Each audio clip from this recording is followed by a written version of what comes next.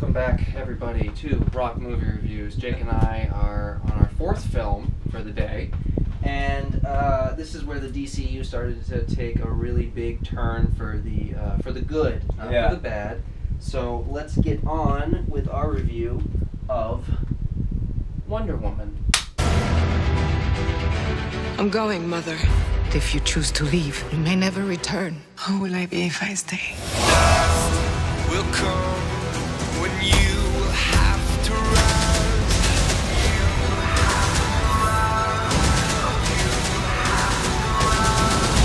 To the war. Well, technically the war's that way, but we gotta go this way first. How can a woman fight in this? Ooh. Who is this young woman? She's my,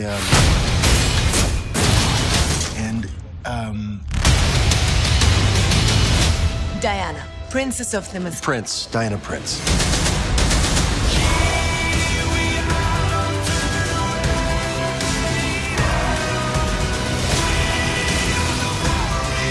If you believe that this war should stop, help me stop it right now.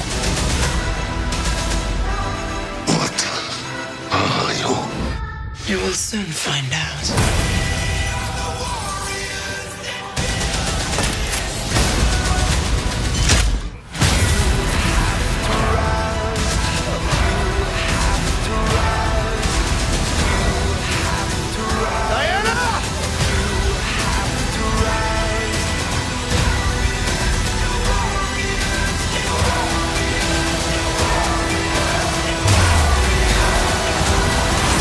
Wonder Woman, rated PG-13. Experience it in IMAX 3D June 2nd.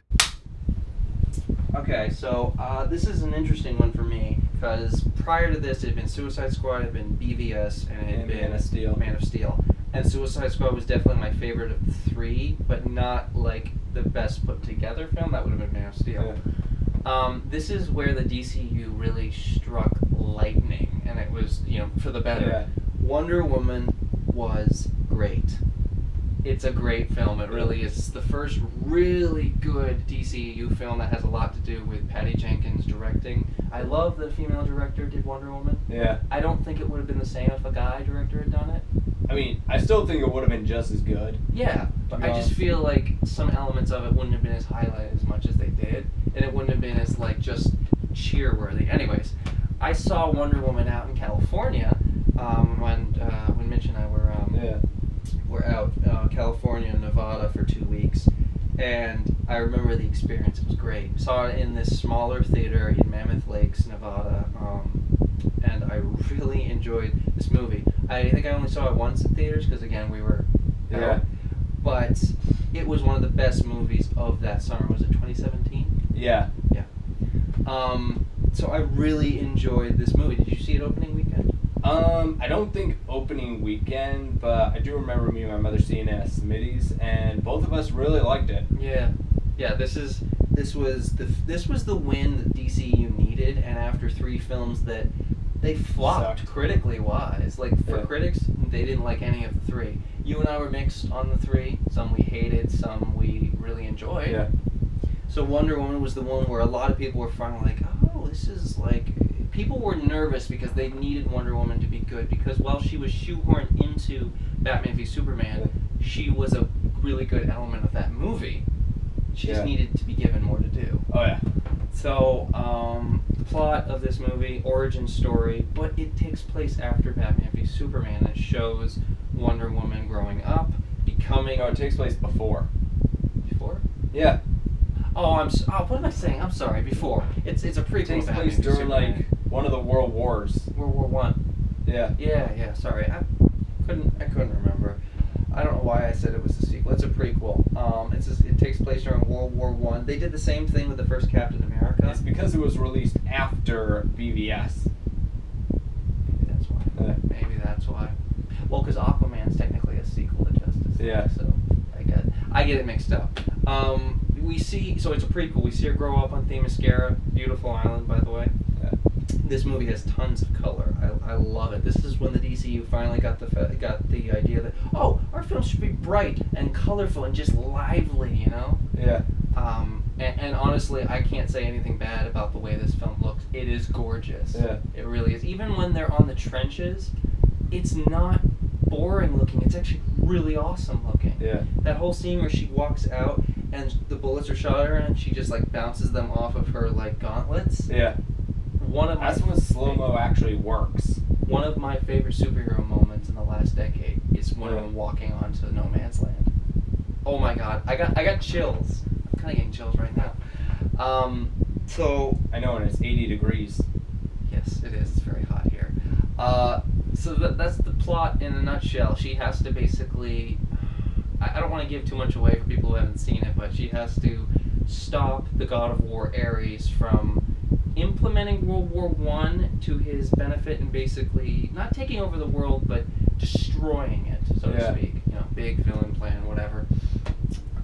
So this movie was really good. We talked about the plot. Gal Gadot as Diana Prince. Yeah. She was great. Yeah. She was really good. I enjoyed her immensely. So Yeah, definitely. and I think despite not being given that much to do in BVS, she's given plenty to do here. She is front and center. Patty Jenkins used her remarkably, and she's this innocent character. She goes through a natural arc throughout the film. She's funny. She's fierce. She's kick-ass. She was everything I wanted Wonder Woman to be, and she looks great. Oh yeah. I mean, she really looks great. She looks the part, she acts the part, and her action scenes are also wicked enjoyable. Definitely. Aside from Gal Gadot, we had Chris Pine as Steve Trevor. Yeah. Great supporting character. Oh yeah. Really good. One of the better ones in the DCEU. Maybe even better than Lois Lane, I might say. Yeah. Because Chris Pine, he's just got so much charisma, but they played off each other really well. They were very Also, they funny. had better chemistry. They to be honest, did. in this one than It didn't feel forced. all the other movies. Yeah, it felt really natural. And when he, spoiler alert, when he dies at the end of the first Wonder Woman, you actually feel for that character. You're like, oh my god, because he was so likable and awesome, and their relationship felt like there was a natural progression to it. Definitely. So he was great. He and her were both great. You've got you got Connie Nielsen as her mother, Hippolyta. Yeah. I know you don't remember her. She was really good. Well, I don't even know the actress. She played her mother on Themyscira. Oh, okay. There you go. Not in the movie very much, but when she was great. Yeah. She was great. She's not supposed to be in the movie very much. She was later in Justice League. She is a great actress, and she was a good character. And for that motherly figure, she worked. Yeah. Let's see. Robin Wright Penn, who played Antiope, which was, I think, the aunt? I think it was the aunt of Wonder Woman. She was wicked fierce, really kick-ass like Wonder Woman.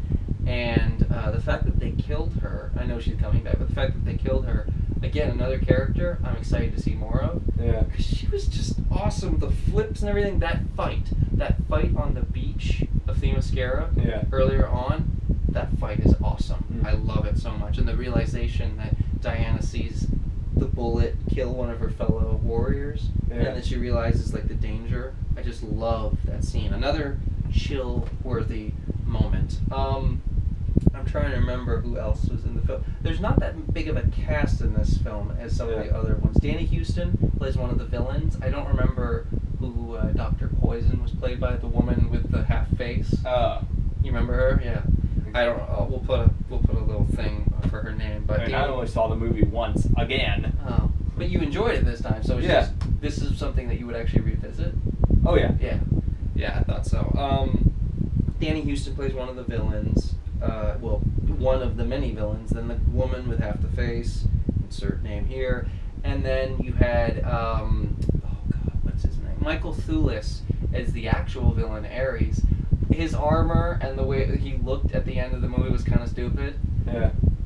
But it was intriguing to see that he was the villain. I liked his character up until when he became full-on body armor Ares. And even then, he was a fine villain compared to like that, maybe Superman of Steel. He was definitely better than Zod, Enchantress, and Luthor. Yeah.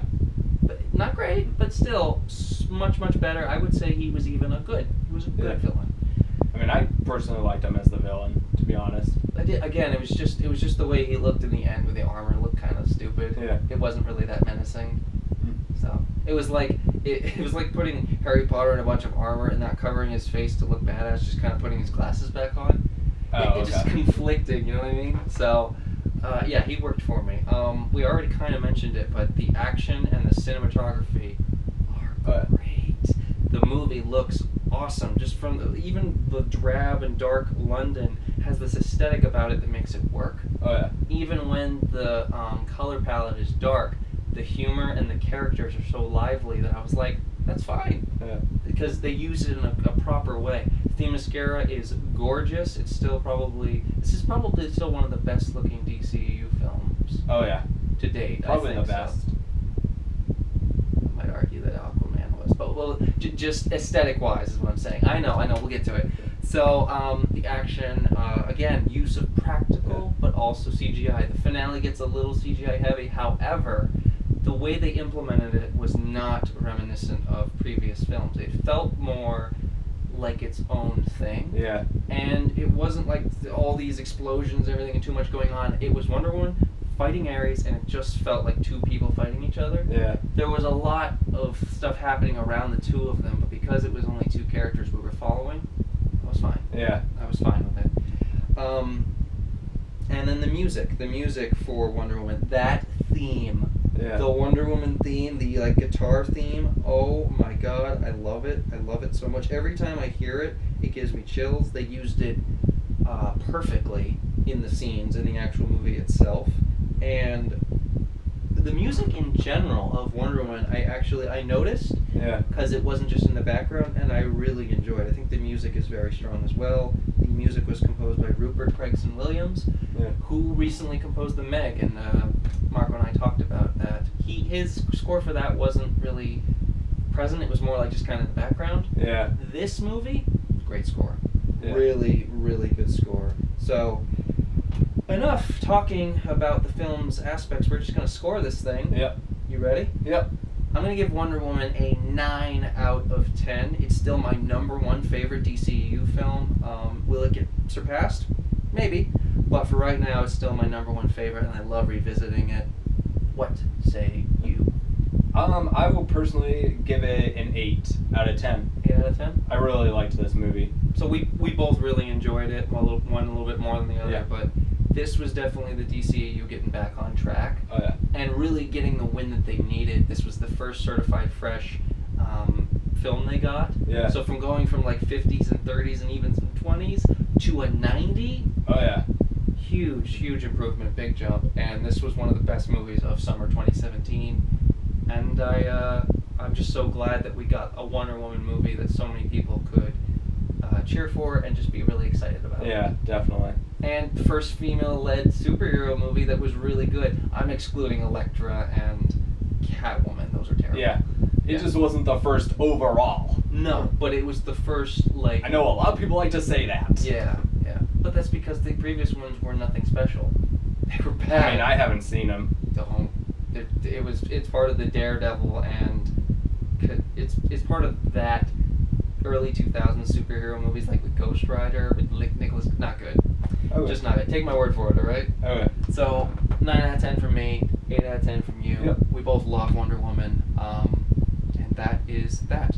Tune in. We will be talking about the film that Batman v Superman set up that we finally got, and that is Justice League. So tune in for that review very soon. See ya.